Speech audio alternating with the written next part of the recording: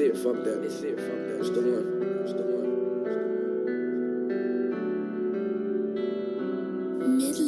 Live by the call, ride with the gun, live for my queen, die for my son, drinking my cup, smoking my lungs, the life that we live, get all fear none. I look around, the city I'm from, the places we've been, the spots that we hung, and it ain't the same, but we don't complain, but make no mistakes. I ride with the mob, cause I stay with the drum, bitch I don't fear none, me and my OG, going on OG, put cushion my lungs, gotta stay focused, keep both eyes open, cause where I'm from, niggas hopeless, they'll blow shit, they don't know shit.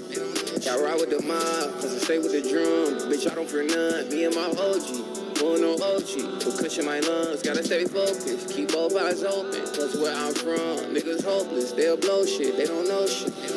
What should I ride, nigga? Benz or the lack? Hit the highway with the wind in my back, blood in my eyes, tears in my yak. The nigga that you met, same nigga in my raps. I hit the road with minimal luggage. I came with killers if I'm in the function. I move with gorillas and all of his thuggin'. They ask where we from, straight out the jungle. They want my demise. I think it's funny, yo bitch on my line. Pussy get punished, you know I'ma ride. That road it get rugged, unlimited vibes. I'm rising above it. I know where I'm headed. Straight to the money. You play with my niggas, my family, my money, and shit it get ugly. I do what I want to. You do what you able. You looking for slicker, you know where I'm going, I'm straight to the paper. I put the food on the table, cause that's all I ever knew. I won't put no bitch on no pedestal, I got too much on my schedule.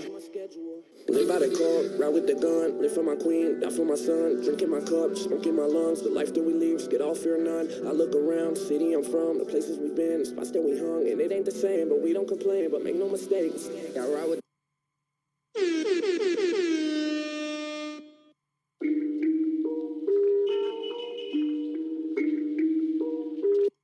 Peace, you know what it is. It's your man SKYZOO Skyzoo live from the borough, and this is the Pay Me No Mind podcast. This is Ray Flores, ring announcer for Premier Boxing Champions. You are listening to the Pay Me No Mind podcast with my man Wood. Oh, the Magic Man Malinaji giving a big shout out to the Pay Me No Mind podcast. What's up, everybody? This Swift Jerry Heard, 20-0, 14 knockouts, the new IBF champion of the world, and I'm right here with the Pay Me No Mind show. Yo, it's your boy John Connor, and you checking out the Pay Me No Mind podcast. It's Aftermath, it ain't nothing after that. Flint, we in the building. It's Connor, what? You are listening to Pay Me No Mind with show host Wood. What's good, world? Just hopping on here. This is pretty much a test, messing around with the new microphone. And just wanted to come back when I'm done and review the footage, so to speak, and do my thing. Justin Jr. 962, what's good, bro? Do me a favor, man. Could you reply and just say how the audio sounds? Like I said, I'm just playing around with some things, but I will get ready to talk about some of the boxing this weekend. But mainly, I was just trying to check out how my sound was doing. If you could help me out, if you're still there. But anyway, a huge weekend. I hope everybody enjoyed it. It was a little bit out there for everybody, depending on how you follow how you follow boxing or who you're loyal to and whatnot. I think it was available for you this weekend. My boxing weekend kind of started Thursday. Really quickly, I bashed the UFC Fight Pass app a while ago, and I had a bad experience with getting off to my subscription with UFC Fight Pass, but it really wasn't their fault. So I had to come back and apologize for that. And because I don't want to trash people's I don't want to trash apps and discourage others from experiencing something or giving something a shot if it's really not deserved. So I think I can sum it up with this. If you are out here subscribing to some of these different apps, try to go to the app itself and initiate your subscription there. If you try to initiate some of these subscriptions through your Fire Stick or your device or Amazon or a third party, you could run into some troubles with the app itself. So whether or not you got to start it online or start it on the app itself, or however you need to go about doing it, try to start your subscriptions with these different apps and streaming services by going to the app itself. So anyway, Fight Pass, I will say I don't know about the archive or the on-demand aspect of it about Fight Pass. I tried to watch some previous Broadway boxing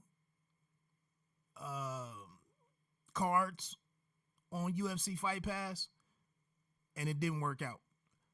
But I went back 2 days later and I could watch the on demand. So and it didn't even pause or it didn't freeze up. There was no buffering.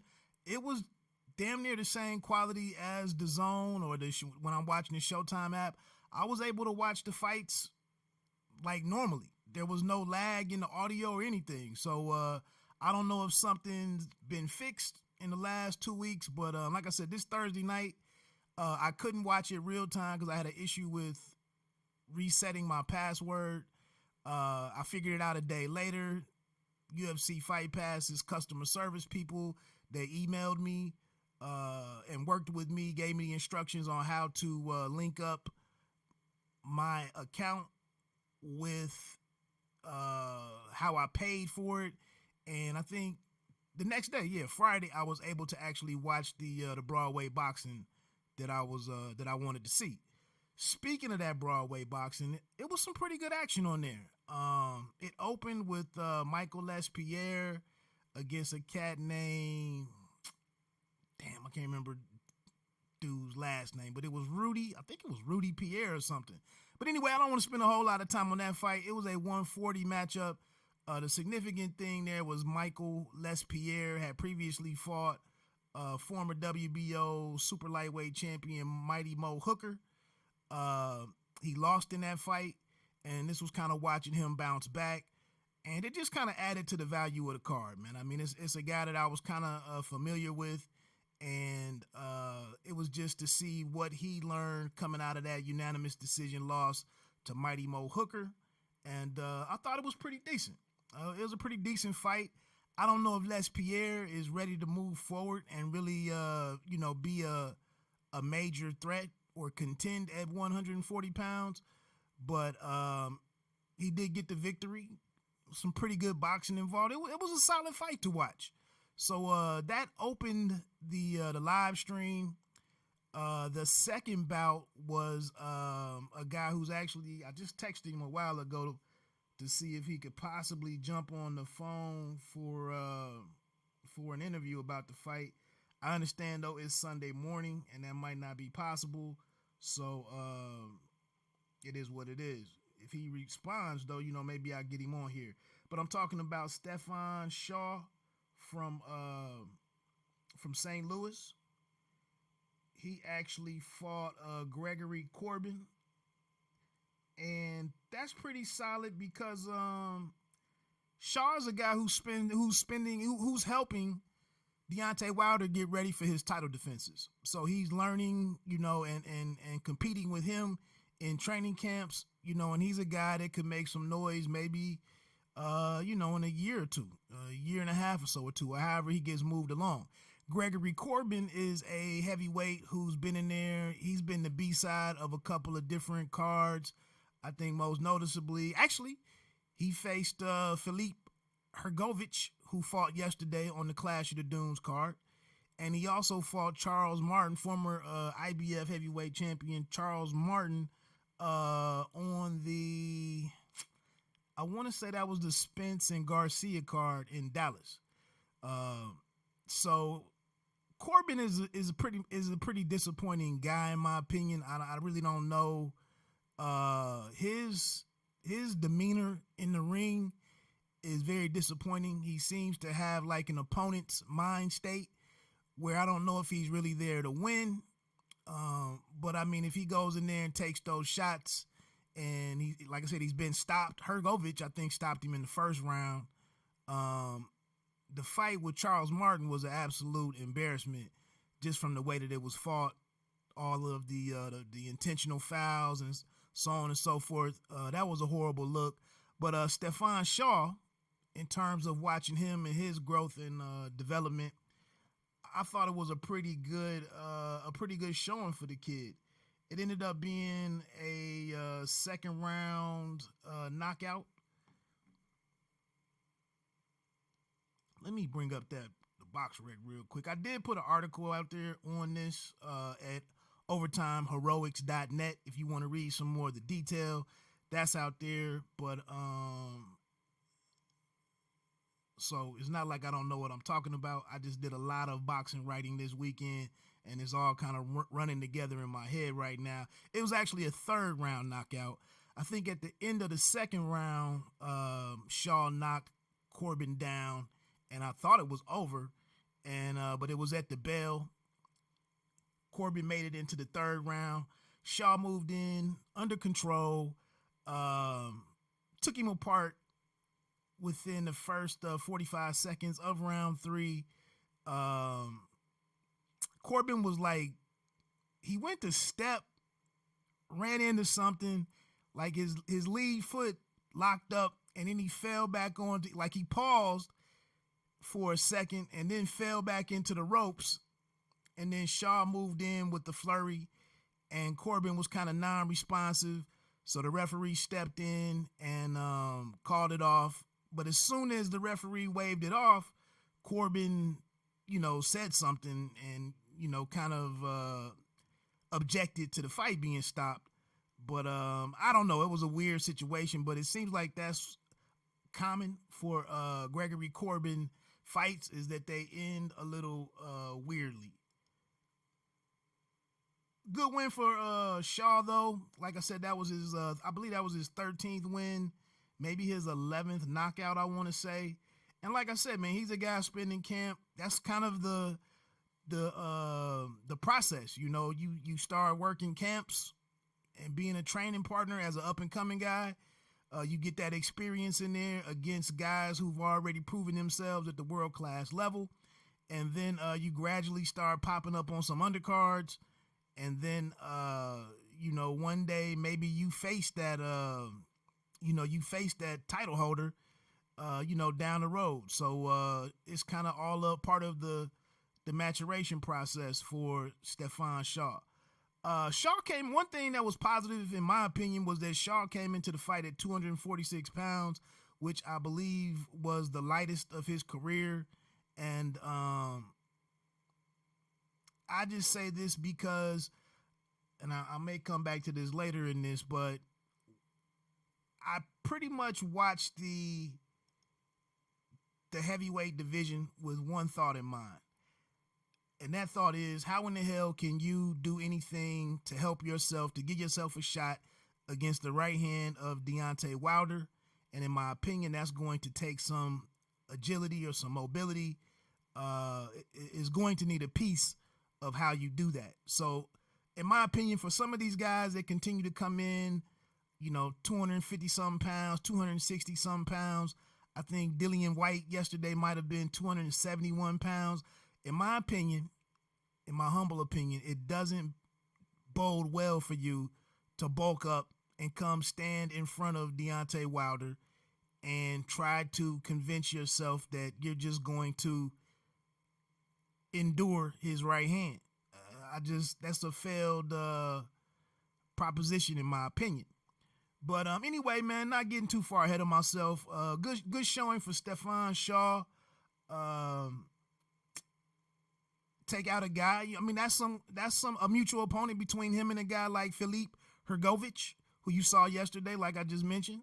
Shaw and Hrgović could be some guys that clash down the road. And this is, like I said, this is important to kind of follow the game and connect these dots without trying to do the whole triangulation thing, but just keeping in mind, who fought who. Oh, the guy that I was just mentioning that fought Les Pierre, by the way, was Rudy Pierre Paul. His last name was not Pierre, it was Rudy Pierre Paul. Also on that card was a great women's bout. Mary McGee out of Gary, Indiana, won her first title like 14 years later after being a pro. She was the number 2 IBF ranked super lightweight, I believe. Yeah, super lightweight Anna Laura Esteche was the opponent. They were fighting for the vacant IBF title, and Esteche was the number 1 ranked IBF fighter. And so Esteche started out pretty well early, and gradually throughout the course of the next 10, it was a 10-rounder championship fight. Women in the women's game, it's 10 rounds. But McGee just basically started out boxing her, outclassing her, and we get into the 10th round, and it's only 2 minutes. So over the first 90 seconds, McGee started stepping on the gas, and then at the 30-second mark, the referee had just seen too much. Referee Earl Brown stepped in and waved it off. I mean, McGee was just inside, just tons of headshots against Esteche. She had her head flying all over the place, being snapped around from the combinations and whatnot. She couldn't defend herself. And McGee, emerged victorious behind, I think that was her 4th knockout. She moves to 26-4. And it was just a phenomenal situation to sit there and watch somebody who's been at it for 14 years, giving this thing 14 years and still fighting the good fight, not letting them counter out. So shout out to her. Plus, she's from the Midwest.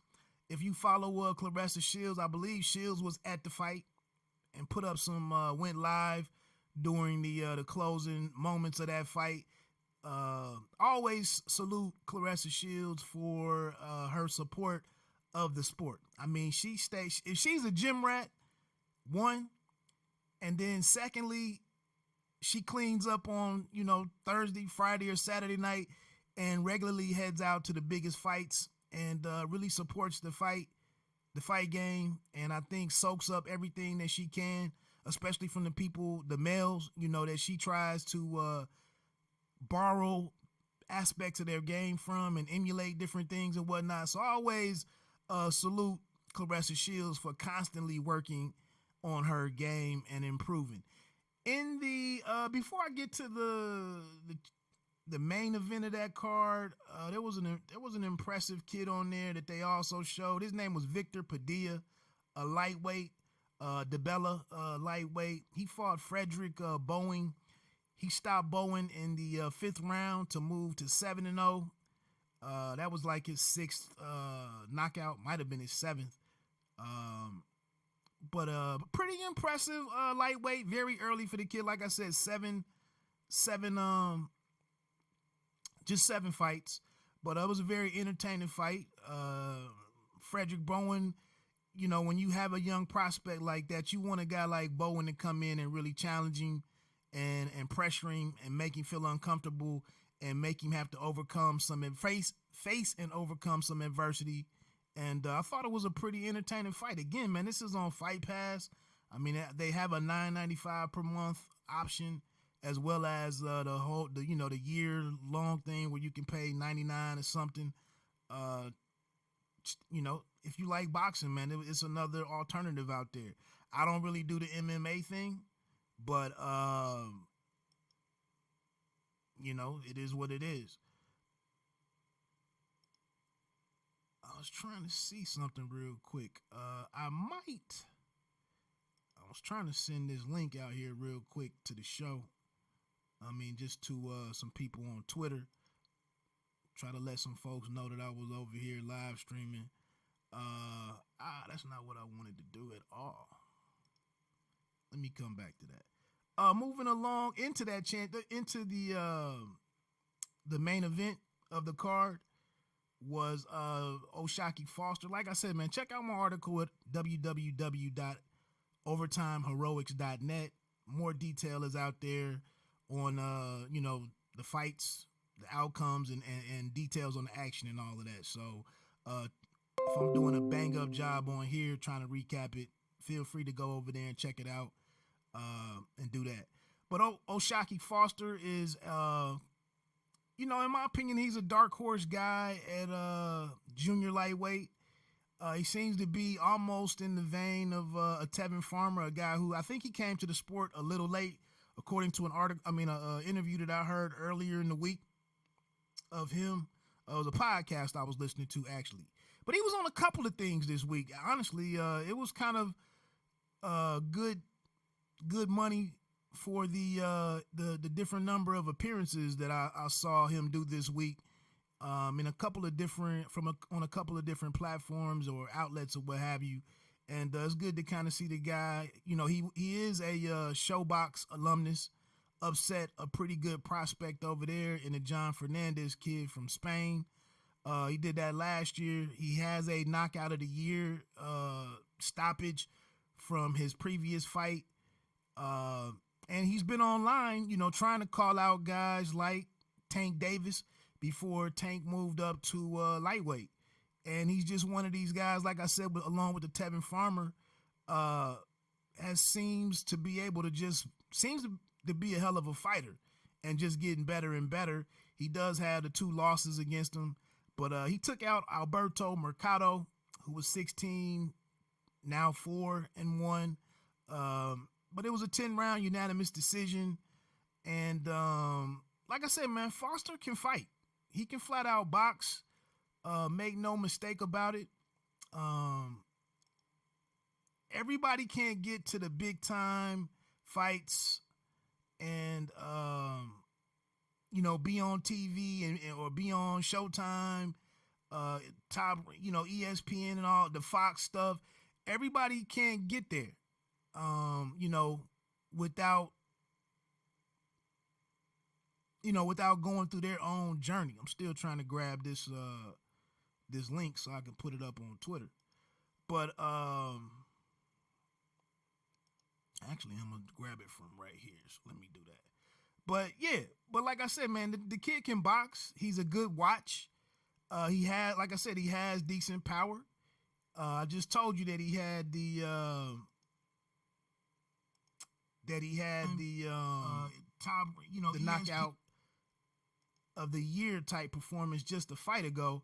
So he's you know, his hands are pretty decent, and he just needs opportunity. I don't know if that's coming or not, but he is a guy that I can root for, you know, and I want to see, more of. And he's also, hell, I wouldn't mind seeing him against a Herring, who I know is on to bigger and better things with a likely fight coming with Carl Frampton. But, you know, you're calling out Tank Davis, like I said, who's exited the division. Burchelt, like I said, I don't know how he can make any of this stuff happen, but I'm just interested in seeing the guy work in the future, and I hope that he gets his chance to, you know, advance his career, get the bigger fight days or bigger paydays. I will say, I like to see some people, I like to see his style and abilities against some of the big time guys. I think he's worthy of that, you know, to test out some of these champions who may not be fighting guys who we think they should really be fighting.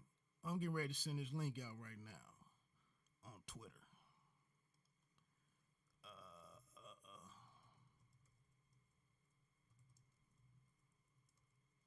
There we go. But anyway, man, it was a one-sided fight. It really was, but a solid performance. He rocked Mercado. Damn, let me look at my man's name again. Yeah, Mercado. He rocked Mercado a couple of times, and I thought he might have got him out of there. He had Mercado on skates, you know, in the mid rounds. Went for the stoppage in the 10th round and whatnot, but it was just one of those situations where he couldn't necessarily get it. But he did win the fight going away. The funny thing was that they didn't announce the scorecard on the show, on the live stream. They didn't announce it. And here on BoxRec, it's still not, although none of the scores are on here. Yeah, they are. Some of the lower, at least the Les Pierre and the Rudy Pierre Paul score is on here, and then something else from the undercard. But yeah, I did see in another article from another outlet, they did have the scores. They were pretty wide. I think Foster only lost like 1 or 2 rounds on all 3 of the cards. So that's that. But like I said, man, feel free to check out UFC Fight Pass and check out some of the boxing that's on there. I think Roy Jones Jr. has a series that's going on over there. And then, like I said, the Bella Entertainment Broadway boxing cards are being shown exclusively over there. So feel free to check that out. What else did I want to do? That was pretty much that for that card. Let me see.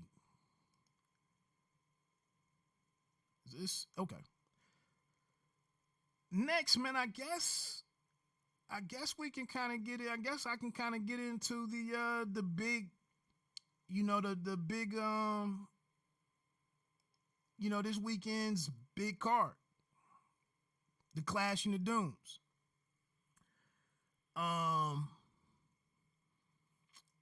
A lot to dig in here.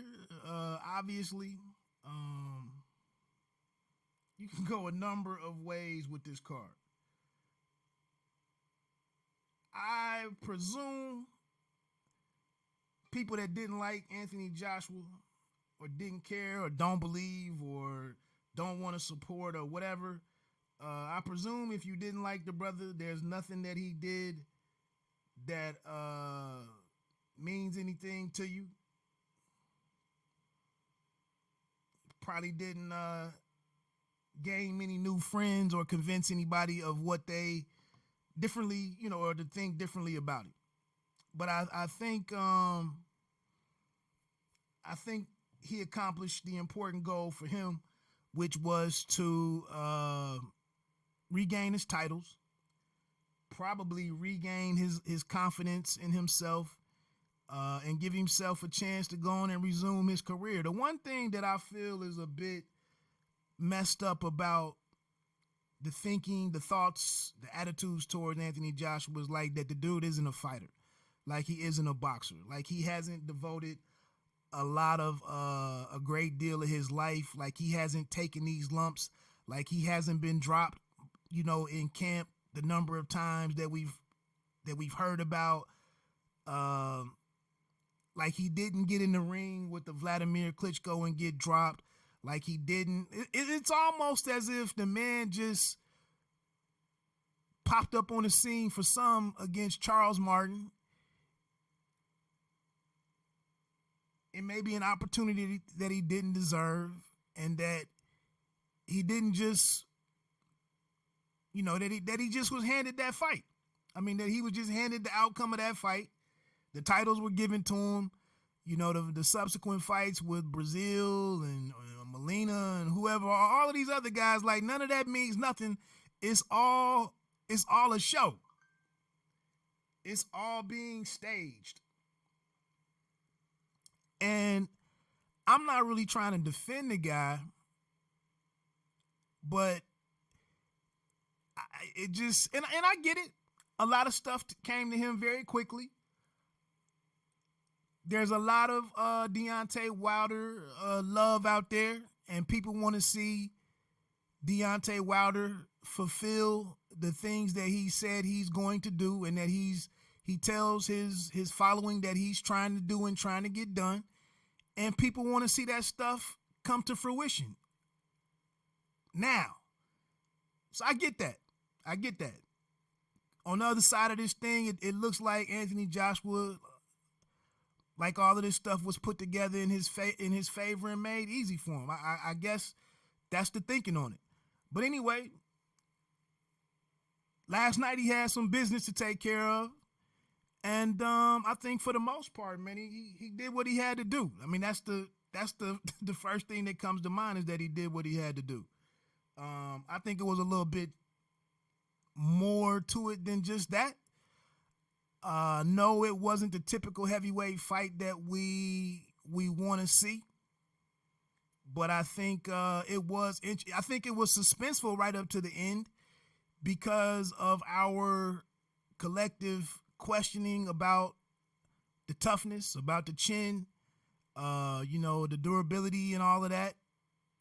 He is a fighter who, depending on how you interpret things, those questions could be out there.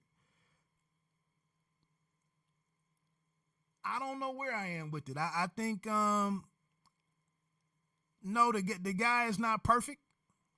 I don't think any of the major heavyweight figures are perfect. I just don't see any of them being perfect. And I think, well, I won't get into that just that quickly. But basically, if you watch the fight, man, the guy, he boxed. And the question became as the fight reached the middle rounds and the late rounds, would he lose focus? Would he get lured into a firefight and possibly have the similar situation from what happened back in June, where he got clipped with something? All of that was kind of lingering in the background the entire time. But I was pretty impressed with the dude, a 238-pound guy, moving the entire time. I mean, if you want to say he was running, I don't know if I would say he would. I don't know if I would really agree with that. I think he was boxing. Was he running at times? Was he on his bike at times? I think, yeah, I'd agree with that, but that's part of boxing. And, you got to fill up these 36 minutes. Actually, one thing that I didn't get to say in my post-fight breakdown that I put up yesterday was this. I think a key part of winning fights, it's not only for you to do everything that you need to do offensively. I think another aspect or another component of a victorious performance is not allowing your opponent to look good against you, and that you have to show that there's levels between you and your opponent. And I say this because I watched a kid from Toledo, a friend of the show. I watched him a couple of weeks ago in a fight. He had a junior title of some kind or a regional title of some kind. It was an IBF title. Or actually, it was a USBA, I think, which is part of the IBF or whatever. But he lost his title on the road, and it wasn't so much that he clearly lost the fight, in my opinion, but it's just that he didn't back away from his opponent enough times to not allow his opponent to look like he was still in the fight. He said he stood flat-footed in front of the guy and just let the guy touch him a whole lot. Now, you can say that the judges should be able to distinguish what the more effective shots were, but if you're landing your 1 or 2 heavy shots and the other person is landing 6 or 7 arm punches and being highly active, well, you put that into the judge's hands to interpret how they want to score this thing. So, coming back to this situation with Anthony Joshua and Andy Ruiz Jr., sometimes you got to be outside. But, I thought he was poking him with the jab, hitting him with some good flush jabs, snapping his head around a little bit. Sometimes I liked how he would lead a pawn jab out there and then quickly switch that to a kind of a sweeping left hook. He was getting some good shots in off of that. And then every once in a while, he would land like that quick tap jab with the right hand right behind it. And he would land some bigger right hands. Like I said, I wouldn't agree that it was necessarily a masterful performance or a master class, as people refer to it. I just thought it was a pretty good fight that had some suspense right into the 12th or to the championship rounds. But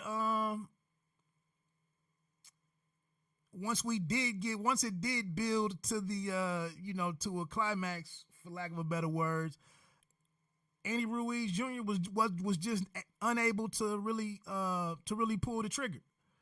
I did think we saw some of his his experience in the ring come through when he started slipping out of the clinches and trying to catch AJ.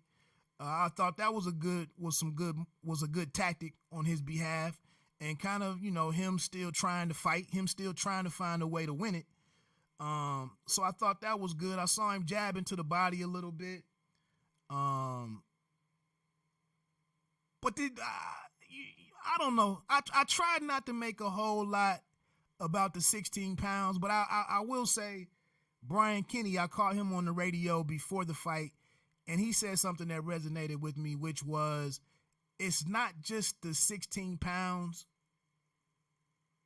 and that he's heavier, etc., etc. The 16 pounds is indicative of how he's been living and training. It's possibly indicative of that. And that's the thing, when we're going into these big time fights, when we're sitting here kind of being forced because we love the fight game so much, and we're sitting here kind of letting our interest in the sport and our love for the sport bully us into buying these pay-per-views. The sad thing about it is, man, that you just don't know what these fighters are doing in the preparation up to these fights. Similarly, back to June, we really didn't know what the hell Anthony Joshua was doing down in Miami for his training camp. And they had the pre-fight, the shoulder programming or whatever, or the build-up content. And we're sitting here thinking that this man is running on the beach, him and his team, they're running on the beach, and he's, going through his sparring with these sparring partners and whatnot. That's what we were sold. Same thing here with Ruiz. He's saying all this good stuff the last couple of weeks. And people are expecting like all the burden of proof was really on Joshua's side. He had to prove everything to us. We thought Andy Ruiz, he is what he is. He's a guy that can come in not looking great, but he can handle himself in all types of boxing situations. That's what we thought. But then he comes out after the fight, after the wide cards were announced. I think it was 118, 110 on two, and then 119, 109 on the other. And then he comes up and says, this didn't go right. I was training myself. I think they even reiterated on air that he was supposed to report to Manny, he told Manny Robles that he would be in camp in July. Manny didn't get him until September, which, I'm looking at it like, July, you just won in June. How soon would you be back in camp? Really? I mean, you're not going to spend 2 and 3 months in camp. So I really didn't know what that was about. But anyway, Manny Robles wanted him back in camp, or expected him to be back in camp in July. Reportedly didn't get him until September. And then we see all of the traveling and buying different stuff, so on and so forth. But it's how we interpret all of that. And he comes up and says, I'm going to do better in the third fight, and I didn't do this, and I guess 3 months of partying and all of that. I think he had a July 4th party or something. Maybe he had a birthday in there or something. That's just unfortunate, man, because like I was telling my man Damian Adams of the Real Deal podcast, he had his video up earlier. I think I commented on there and said, what kind of a smack in the face would that have been for us as consumers and us as supporting this game had this been on regular pay-per-view and we had paid $85, $90 for this, and then a fighter comes up at the end of the fight, almost like Pacquiao with the Mayweather fight, but you come up and say, basically, I wasn't ready. I didn't do anything to get ready. I sat here and lied to y'all all the last 2 weeks that we've been in Saudi Arabia, and they've been doing all of the interviews, the press conferences, the open workouts, all of these appearances that lead up to fight night. And this man been lying to our faces. But again, I mean, it happened here on the Zone, so it was either part of your $19.99 or your $10 or your $8.33 if you paid the year pass. So I don't know. It's neither here nor there. In some regards, man, I feel kind of sad for Andy Ruiz, because after doing such a phenomenal thing back in June, after achieving such a something so phenomenal and taking down Joshua, an undefeated guy, holding the 4 belts, if you want to throw that IBO strap in there, but holding the IBF, the WBA, and the WBO titles, to take him out on his big night where he was supposed to have his introduction to U.S. boxing fans at Madison Square Garden. How you come off of that and put forth the performance that you did yesterday or last night was he's got to live with that now. And maybe he doesn't even care. You know, here's a guy that just picked up what, 5.5 or 5 million or whatever back in June, picked up another 10 or 13 or whatever it is last night. Maybe he doesn't even care. Maybe he doesn't. Well, I mean, there is the open item out there, the last little bit of business where they might look at this third fight. I would hope they don't move in that direction. But I know for some fans out there, I'm seeing on social media earlier, he stopped Joshua. Joshua only got this decision against him, circling around outside, jabbing and rarely touching him with the right hand. It's 1-1. Some people do want to see a trilogy, thinking that the knockout means more than Joshua winning by, a wide unanimous decision. I think it's probably good business in the UK for Eddie, Matchroom, and AJ. That probably is the case. They could probably go back over there and the UK fans will probably fill whatever stadium for that. Probably, but again, for the game itself, I just think it's unnecessary. And I think, honestly, Joshua probably in the UK, I think he stops Andy. Honestly, probably in 5 or 6 rounds. But like I said, I hope they move on to something different. There's the Mandos that are out there with Usyk in the WBO, Pulev in the for the IBF. Pulev, I believe the IBF is pushing for the fight with Pulev to happen first. I think that's a pretty good fight for Joshua. I don't know if I like. Pulev. Last time we saw him, he really wasn't too. He didn't exactly look like a world beater. I don't know if it makes much, and that's the thing. Looking forward to, now some are back on the Wilder fight already. I don't know if we really need to entertain that. I did hear last night on Sirius XM on Fight Nation with the Akin Barak show. Deontay Wilder did call into that. I saw earlier, if you follow not Coppinger but one of the other guys from the Athletic Box. I guess he maybe called those guys and did a conference call or something, but they had some snippets or some tweets about his comments that in his interview with them, I guess. But I heard it on the Akin Barak show, who did a live show after the fight on Sirius, or like I said, on Fight Nation, and Wilder said that of course he didn't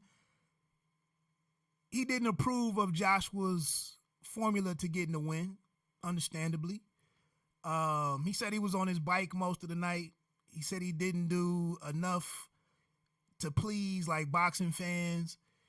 And he said that he also said that this shows the difference in him in comparison to the other heavyweight boxers. He says he has a conquering mindset. And he's always going for the knockout, etc. Some of the same stuff we've heard.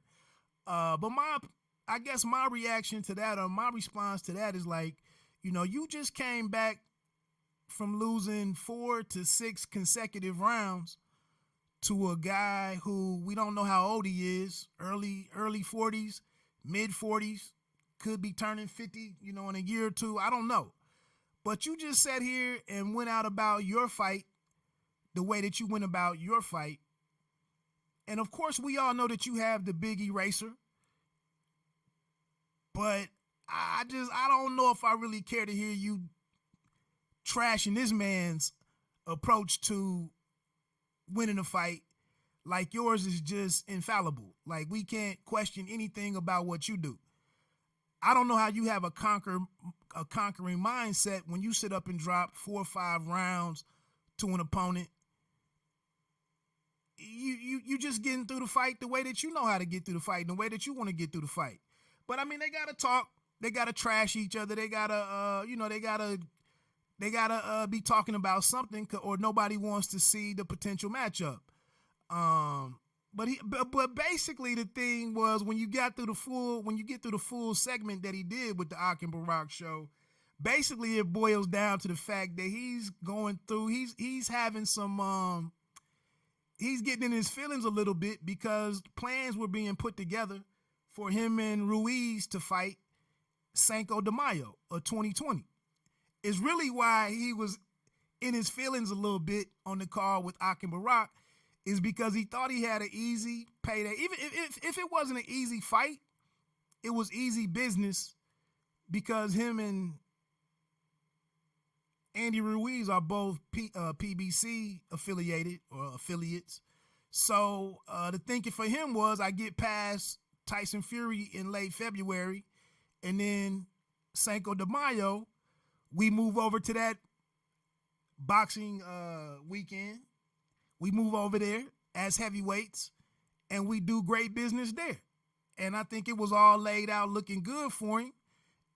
And all of that went down the drains with this decision right here and with Andy Ruiz's performance. He was very critical of Andy Ruiz as well for not being professional. He said that he had some discussions with Andy, and encouraged him to not lose focus, and to stay in shape, respect his craft, and respect himself. And obviously Ruiz didn't really take heed to much of that. But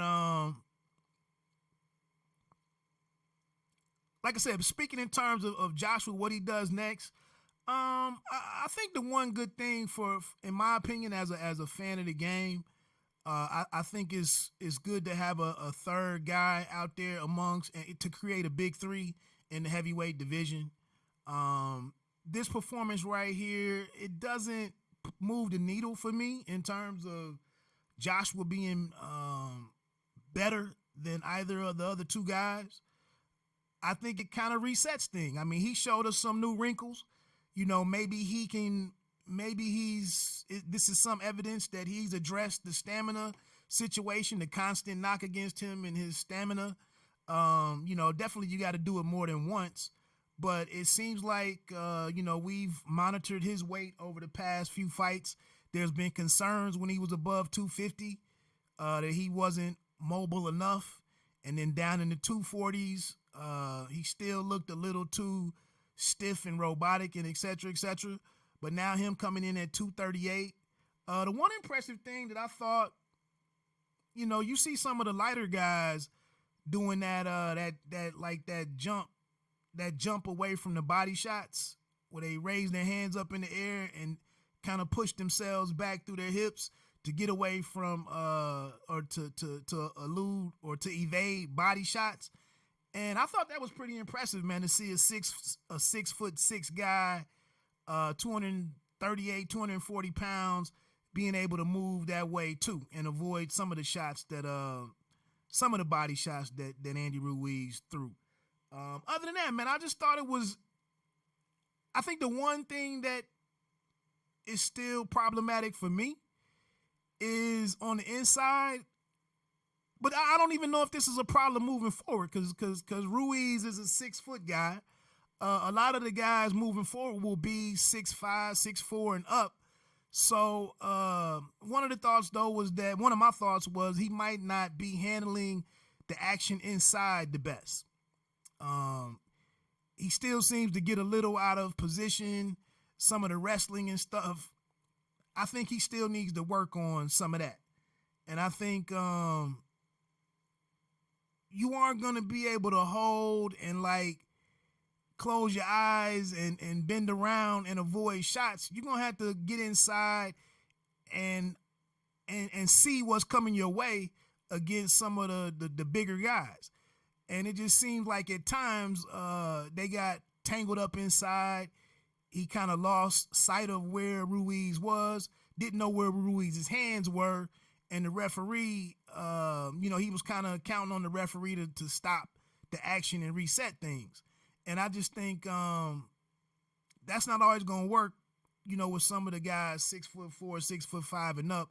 You're really going to have to be more controlling of those exchanges and those sequences inside.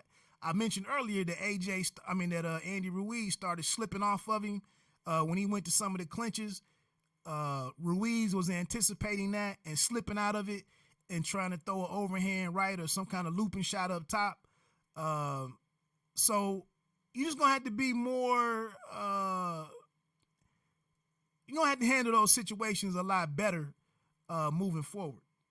So anyway, man, let me get on off of that fight. I don't know. I was trying to see if anybody had any comments on that, different, observations, opinions, where anybody else was with it.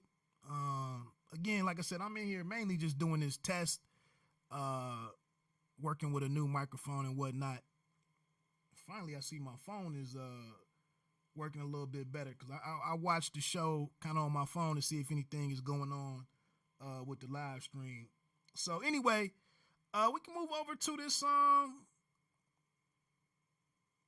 some of the other action from this weekend, which honestly wasn't a lot better, to be honest.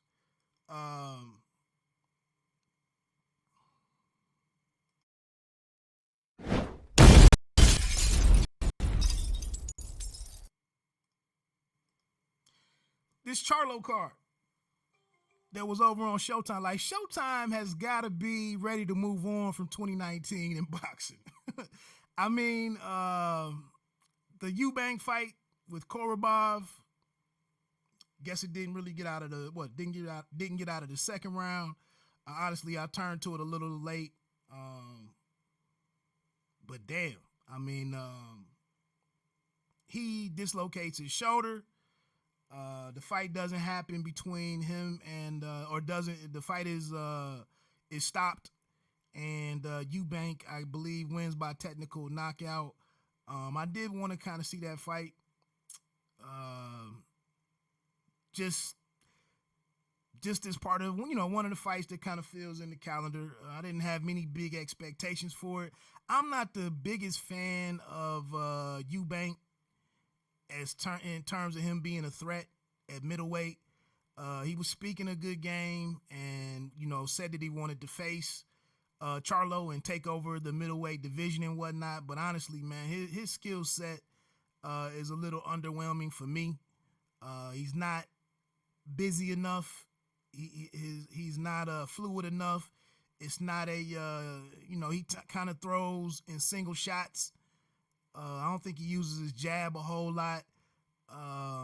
He kind of fights like his power is more lethal than what it is, in my opinion. So I really didn't know, I really didn't know what kind of threat he posed at middleweight. But anyway, getting into the Charlo fight with Hogan, again, I'm struggling with how Hogan faces Munguia at junior middleweight, loses that on the cards, whether or not you want to say he won or not, whether he should have won. Officially, he lost.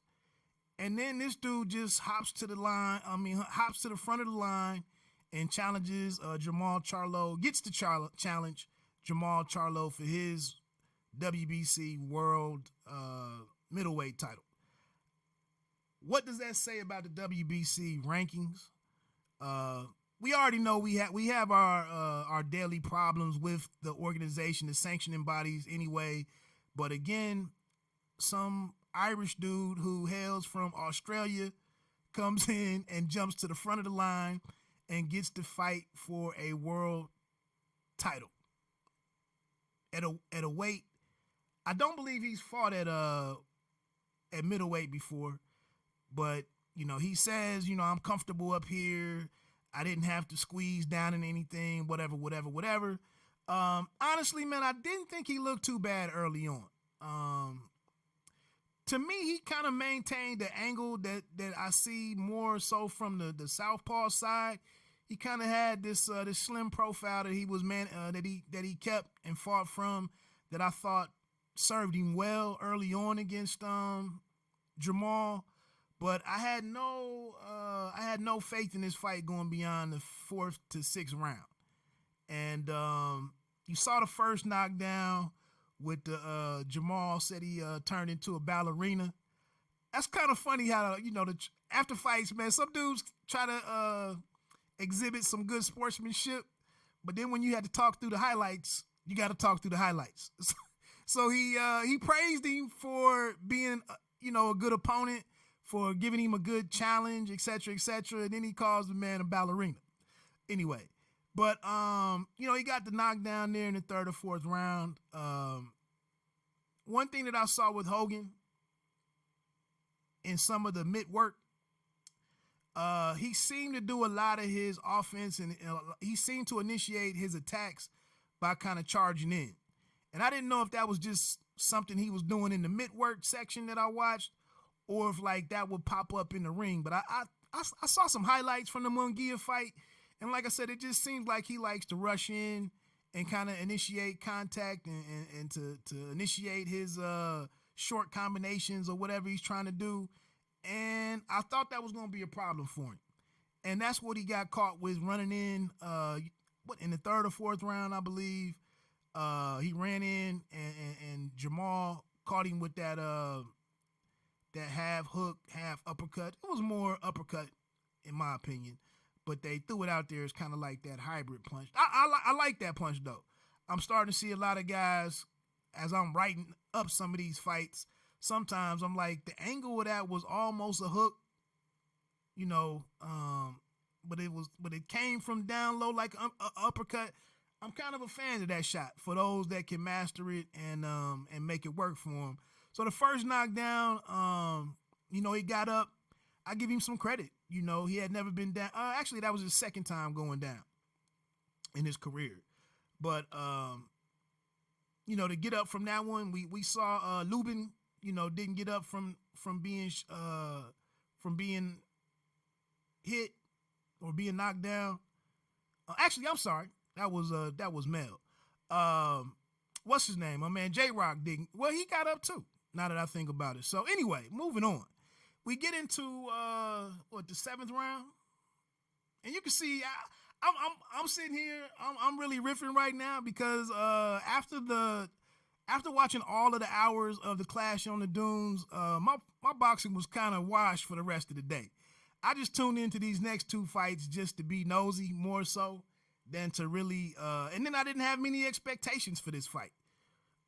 So I'm not trying to be too detailed in this one. I'm getting ready to get off of here in about another 10 minutes. But we get to the knockout, and that was beautifully set up by Jamal. I'm not going to, I can't front. I think Jamal is a pretty talented fighter.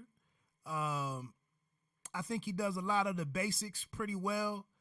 I think and fundamentals are key in boxing.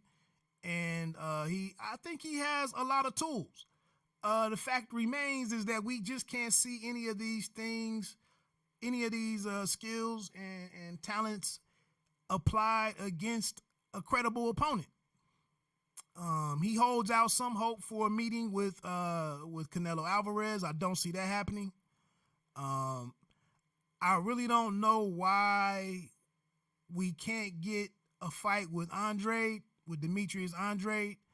It would be a unification fight. I don't know how that's not worth the PBC's time and effort in terms of making that fight happen. He seems just like a lot of the PBC guys, in my opinion. I mean, if you look at what we saw from the year, and this isn't hating on the PBC. We got to be able to talk through these things and be honest, man. J-Rock, I understand that the fight fell apart. The rematch fell apart with Jared Hurd, but it was somewhat of a waste of a year for him. After building a life, and that's the thing. He just spent like a year and a half rebuilding himself to merit a shot at a title. He gets the title, gets a phenomenal upset in Hurd's backyard, and now he's basically been on the shelf, the next 6-7 months. And now he gets this the homecoming fight against Jason Rosario, middle of January. But now you got to come back and get everything firing again to build, to build up the motivation, to get the focus. It was the year was kind of meaningless for him after the big win. Another dude that comes to mind is Caleb Plant, another highly talented guy that we want to see. He fights another phenomenal upset back in January of a defending champion in Jose Uzcategui. Phenomenal fight, enjoyable fight, entertaining fight. Then he comes back and fights Mike Lee and destroys Mike Lee, which we knew that was going to happen. And then you just off for the rest of the year. Go get married to Jordan Hardy or whatever her last name was. Go get married to her. Show up at a couple of PBC fights, do some interviews with the internet media gang, and then we don't see you no more. I do think Caleb said he has a fight coming, an announcement coming, but obviously it won't be Benavidez because he has to face Yildirim. But again, man, we want to see these guys, man. Damn. We just want to see these guys do their job. So, again, the PBC has to do something to get Jermall Charlo a freaking meaningful fight in his prime. And I don't understand how you don't start. You have Lions only. You're trying to build your own company, build your own name up. And there's no plan to go out here and start having real event type fights. Like, I don't know. Go up and fight somebody try to go up and fight somebody at 68. I mean, dare to be great in your respective way. I mean, you gotta do something. But to sit here and fight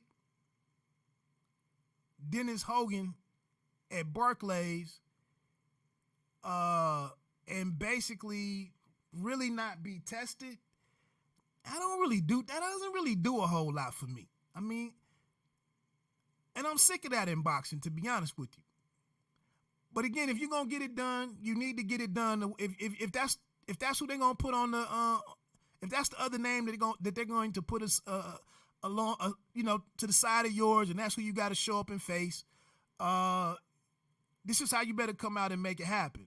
But again, then when you get into the post-fight interview and you kind of have to brag about touching up a guy like Hogan, what does it really mean? What is looking sharp against him? What does it really mean? How does it move the needle anymore? Whereas if the Andre fight did happen, at least it was several different storylines there for me as a fan to be interested in. Again, we rarely see two black fighters face each other in their primes. We rarely see that. And it's not really about a black and white thing per se. Ooh, touchdown for the Saints, first drive. But it's to see, like me and trainer Lamar Wright were on here talking last week. It's certain tendencies for fighters from different backgrounds and ethnicities, communities, countries. It's certain things that they bring to the table. And we keep seeing the same types of matchups made, and we don't see fighters have to adjust to other fighting styles, other types of intensity, aggression, other kind of rhythms.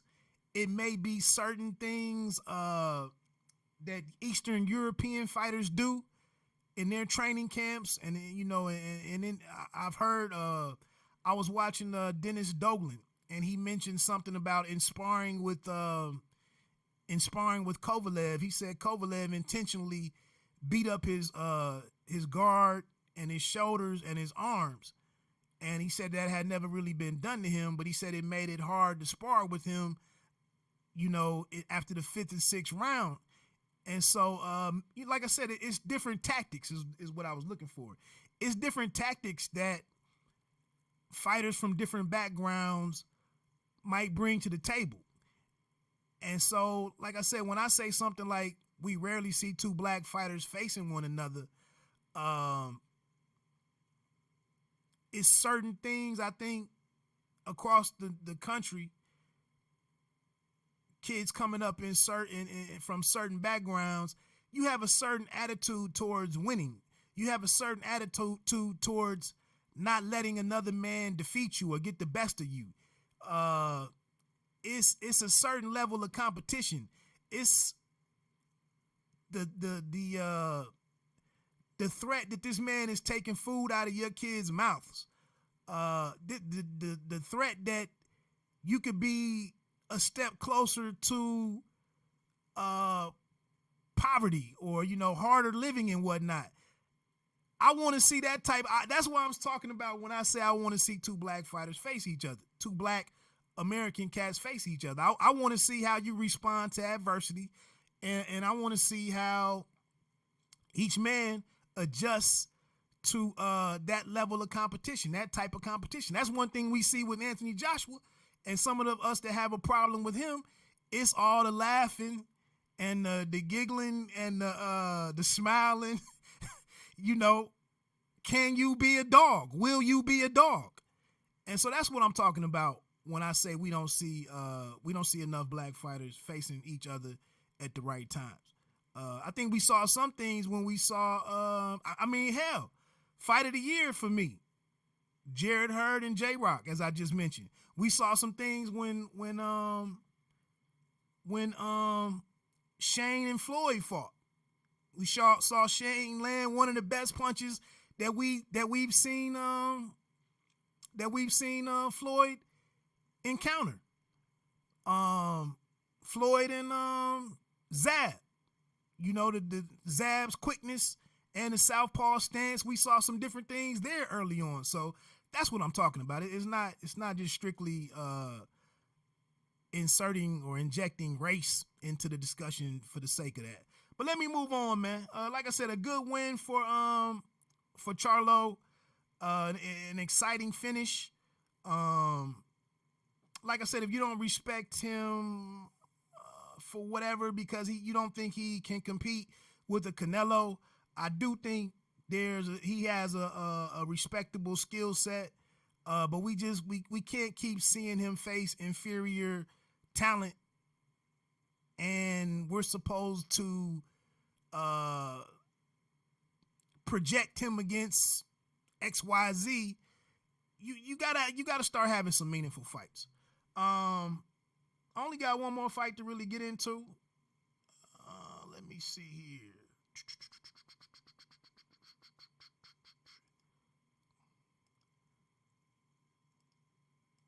Let me see here. I don't know. I just wanted to show that right there. I think with the sweat in the air, I think that's when he caught him with that hybrid shot, maybe.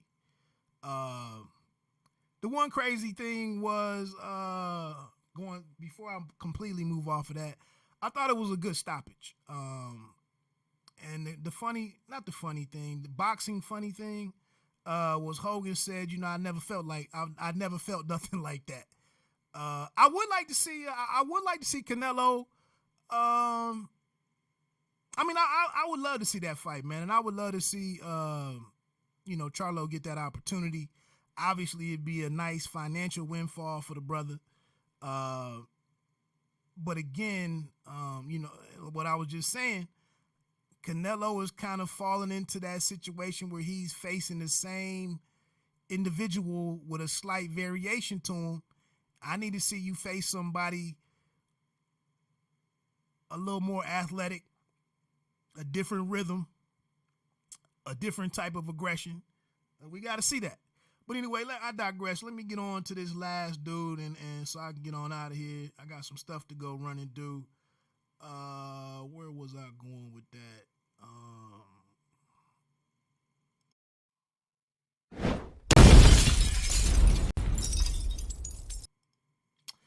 This Navarrete fight. Emmanuel Navarrete against I don't even know my man's first name. It was the top ranked show on ESPN Plus. His last name was Horta. Horta showed a hell of a lot of heart. But this brother right here, Navarrete, he's turned me into a fan over his 2019. He's turned me into a big fan. This guy just shows up. He wants to be active. I think he just fought like a month and a half ago, 5 weeks ago or something. He's just like, give me an assignment. I'm on it. Shows up fight night and goes at it. And he was just too much for Horta from the gate. I don't have much to say about that Kaha fight. What he got the 6th or 7th round stoppage. That was what it was. But I mean, like I said, Navarrete is a dude that I wasn't a big believer coming into 2019. I really thought the Dog Bay kid was somebody on the rise, and after after going 2-0 against Dog Bay rather easily and beating Dog Bay from pillar to post for 24 rounds. Navarrete, like I said, man, he's a fighter. He's a fighter first. And looking at his output, his fight yesterday against what we saw from Andy Ruiz, completely different makeup as men as fighters. And again, like I said, man, this dude is coming from down in Mexico somewhere. He's fighting for a lot of different things beyond just the purse. I'm not saying that fighters shouldn't focus on the finances and on the bag. But Navarrete is, he's one of, and I tell you, man, I got a personal campaign. I really don't care for big time boxing. Once all the politics and all that stuff gets involved, this whole other side of the street talk, all the damn, Frisco comes right back and scores on their ensuing possession to tie it up, potentially tie it up 7-7 if they get this point after game down in New Orleans. So I'm really gonna get ready to get off of here. But like I said, man, Navarrete's just a guy. I don't know if he'll ever, become a household name, but he's big as hell for super bantamweight. His hands are extremely active. He just fights with the reckless abandon. Like I said, he's long as hell. Punches are coming from everywhere. He's punching off to the wrong foot. He's punching when he's going backwards. I mean, it's just, like I said, he's all legs and arms. And I know it's been a bad week and a half. I know it's been a bad 2 weeks for Tim Bradley. And I know a lot of us we don't really rock with Bradley too much anyway. But I think he did say one profound, he did have one good boxing take last night. We need to see Navarrete against a skilled opponent. We need to see him against a guy who has some different wrinkles. Horta was just there to be beat, pretty much. I mean, but like I said, I tipped my cap to Horta. I think that was the fourth round. Let me see where that was real quick.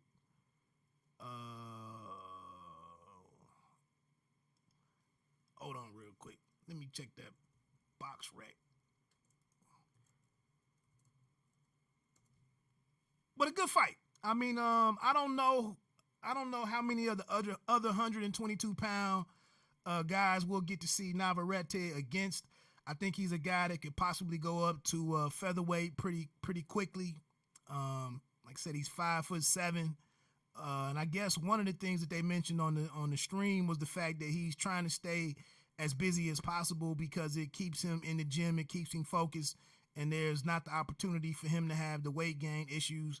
That's one of the ways to counter that. But Francisco Horta was his opponent's name. But yeah, Horta was taking big heat and had no chance of winning. I think it was a third round when he was on the ropes a lot. Navarrete was wailing on him pretty much. He made it through that round, came out into the fourth round, and almost got through the first minute before the referee had to step in and save him. The referee was Roberto Ramirez Jr. And like I said, man, Navarrete is definitely a good watch. He's one of the guys I'm interested in seeing what he does moving forward. I know he had called out. I thought he had called out Leo Santa Cruz before he went up, but this kid has nearly an 84% KO percentage. He wants to fight. He's only 24 years old. He's easy to work with. Like I said, I don't know. Oh, they mentioned Daniel Roman. I mean, Ray Vargas is out there. Vargas is a little bit of a taller super bantamweight as well. But again, how much longer does Navarrete campaign at 122? Damn, Saints just returned it to the 45-yard line on the kickoff. But yeah, we just need to see the guy. Him against obviously Roman is over on DAZN. So who knows, who really knows what the hurdles would be to put that together. But I mean, we can wish, right? One thing I was just trying to check. I know Roman is out there, Vargas, and then him. I thought we have the PBC guys with Brandon Figueroa and Stephen Fulton, Fulton is kind of another dude like I was mentioning earlier in this live stream with the Oshaki Foster cat. It's these different guys who come out of nowhere who can just off. They just need opportunities. And Superman, yeah, Ray Vargas, Stephen Fulton is the IBO champion. Navarrete Roman is the unified champ with IBF and with the IBF and WBA belts. So all of those guys, with the exception of Vargas and Roman, both of those guys are on DAZN. So obviously we got a lot of politics there, a lot of red tape that probably won't get cut. Actually, you know what? It probably can get cut through. It probably could get cut through because of the fact that these are 122-pound guys, and they got to go towards the best payday, and the best paydays might be for them to link up with one another. That's also in these, we get outside of the heavyweight and welterweight business. People can reach across the aisle and put some of these fights together. We saw that up at 140 with Top Rank in DAZN. A couple of times, I think, Top Rank in DAZN. So, but here at 122, I mean, in my opinion, this division would be extremely. It would be if I don't even know what the World Boxing Super Series is.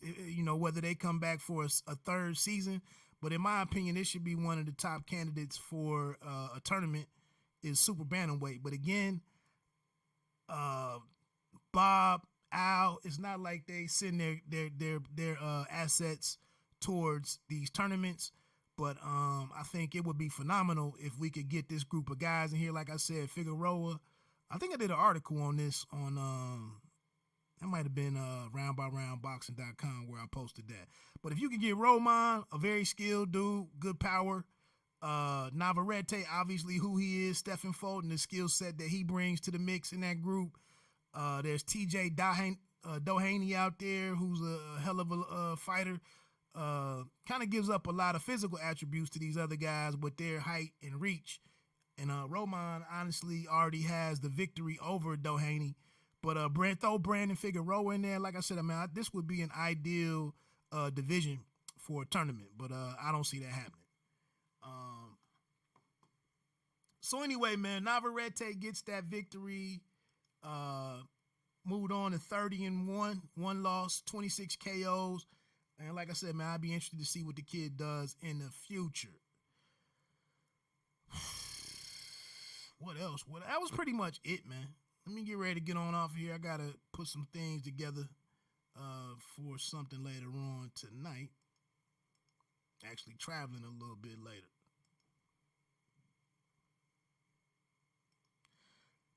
I was on here trying to see, if any kind of came into the chat and made a chat. Oh, hell of a catch by, was that Mike? Was that the tight end? Yeah, that's not Mike, but a hell of a catch by number 87. Yeah, Cook. I think that is a tight end for the Saints. But I was actually gonna try to open up the phone line and see if anybody wanted to comment. I didn't see none of my partners kind of fall through, and give me a chance to invite anybody on. He let that go too after being knocked out, after being hit to the head. He let the ball go, so probably no touchdown on that one. But anyway, yeah, I was looking forward to try to having some kind of engagement, some kind of discourse on any of the fights yesterday. But it is Sunday. I didn't really promote this. I didn't really do much ahead of it. So it is what it is. I'll be out of pocket next week, but I do want to start trying to do a Friday or Saturday live stream. Get back to doing those more regularly. Might move away from trying to get the interviews. It shouldn't be that hard really to get people on to talk about themselves and what they have going on, but it takes a lot of that's a big administrative task to trying to book people. Like I said again, just to talk about them and what they have going on. It shouldn't be that hard, but it is. It's a time sucker. But let me get on out of here, man. Like I say, bite down boxing. Don't let them count you out. It's presented by the Pay Me No Mind Sports and Entertainment Channel. Number 87 got up off of the ground and is good, so that's great. And every time I end something for Pay Me No Mind, it's always, you don't have to be great to start, but you have to start to be great. Huge fight next week. I know you're going to enjoy that one.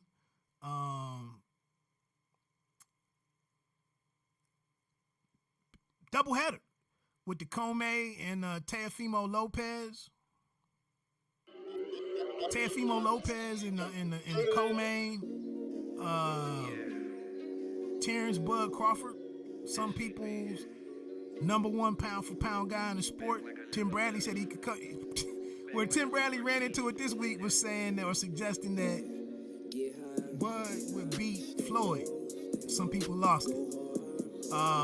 But Crawford takes on Egis Kavalauskas next Saturday in Madison Square Garden. That'll be on ESPN, I believe, on the linear ESPN channel or station. But let me get on off of here, man. Have a great one. Peace. And I never got it back, and I never asked for it. I'm cool. When you really on the job, like I'm really on the job, getting to it. Tell me, how can you look? Take a look in the eyes of a legend. Mind over matter. Let's fight this depression. Let's fight this oppression. Fight back with aggression. Let's come with your heart. I provide all the weapons. Come take a look in the eyes of a soldier. I drop that real and it spread like Ebola. Man, on my word, I don't know what they told you. I got the weight of the world on my. Let me talk to them. Everybody know the name. I'm one of one. I'm a god in my lane. The devil up on me. I'm marching in flames. The Lord in my heart. I got my angel wings. They talk about people accomplishing dreams. They talk about me and the rest of my team. Keeping it G, it ain't on what it seems. It get complicated like Avril Lavigne. Yeah. Top down, screaming out money and a thing. Box out, never let a nigga in my lane. Cropped out, you would get taken out the frame. Dropped out, nigga had to find another way. I don't like when you bitch niggas hate from afar. I respect when it's up close, it's personal. Ain't about what you say, it's about what you show me. Decisions you make ain't reversible. I got a whole list of shit I'm allergic to. Fuck niggas, snitch niggas, I don't want no sort of ties. Most of y'all niggas fugazi and lazy, like y'all never learn how to prioritize. Me and my niggas, we all kinda wavy, cause niggas like us put it all on the line. Straight to the Benjamins, hustle unlimited. Plus, you know we got unlimited vibes. Yeah.